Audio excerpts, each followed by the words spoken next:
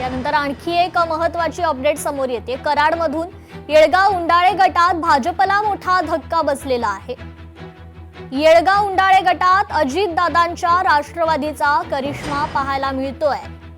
उदयसिंग पाटील उंडाळकर 3200 मतांनी आघाडीवर आहे, तर नितीन थोरात हे पिछाडीवर असल्याचं पाहायला मिळतंय। सांगलीच्या जत पंचायत समितीचा निकाल देखील आता हाती आलेला आहे। भाजपने 12 तर राष्ट्रवादीने 2 जागांवर आपला विजय प्राप्त केलेला आहे, तर काँग्रेसने 4 जागांवर विजय प्राप्त केलाय। पुन्हा एकदा भाजपचा वरचष्मा पाहायला मिळतोय। या ठिकाणी सांगलीच्या जत पंचायत समितीचा हा निकाल पाहतोय।